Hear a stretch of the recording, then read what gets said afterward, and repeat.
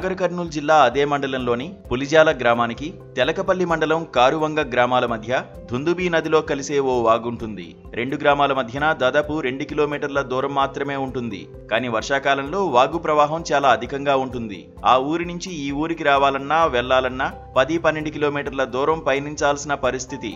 దాంతో చాలాసార్లు వాగుపై కాజువే కోసం రెండు గ్రామాల ప్రజలు ఎంతో మంది నాయకులను కలిశారు. ఎన్నో వినతులు విన్నవించుకున్నారు. కానీ ఎలాంటి ఫలితం కనిపించలేదు. దాంతో గ్రామస్తులే సొంత ఖర్చుతో ప్రవహిస్తున్న వాగును దాటేందుకు తీగల వంతెనను నిర్మించుకున్నారు. వంతెన కోసం సుమారు 4 లక్షల రూపాయల దాకా జమ చేసుకుని కార్యాన్ని పూర్తి చేసుకున్నారు.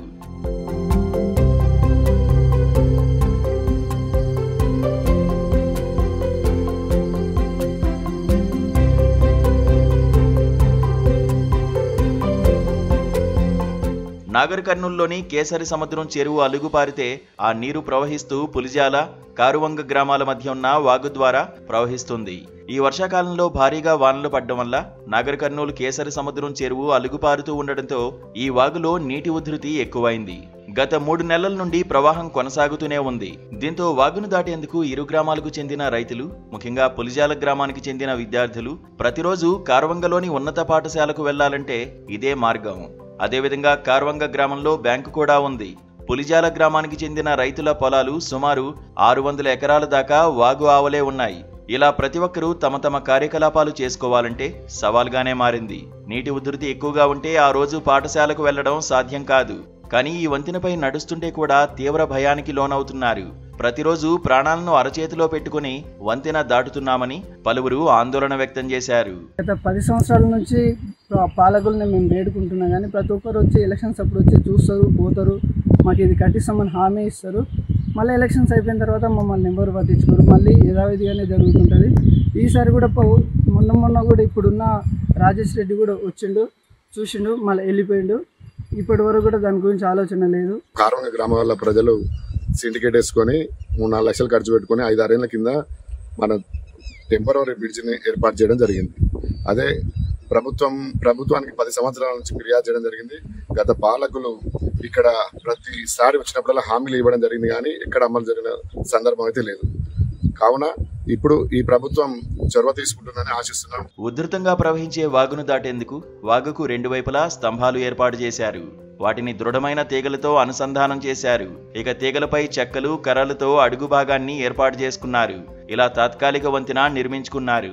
3 నెలల నుండి ఈ వంతెనపై నుండే విద్యార్థులు, రైతులు వాగు దాటుతుండటంతో వంతెన కూడా బలహీనమై ప్రమాదకరంగా మారిందని గ్రామస్తులు ఆవేదన వ్యక్తం చేశారు. కారువంగలో ఉన్న గ్రామీణ బ్యాంకుకు దాదాపు 20 గ్రామాలకు చెందిన ప్రజలు ఖాతాదారులుగా ఉన్నారు. వీరంతా ఎక్కువగా ఈ వంతెననే ఆశ్రయించడం జరుగుతుంది. ఒకవేళ వంతెన దాటేందుకు ఇబ్బంది అయితే సుమారు 30 కిలోమీటర్ల పాటు చుట్టూ తిరిగి కారువంగకు వెళ్లాల్సి ఉంటుందని పలువురు అన్నారు.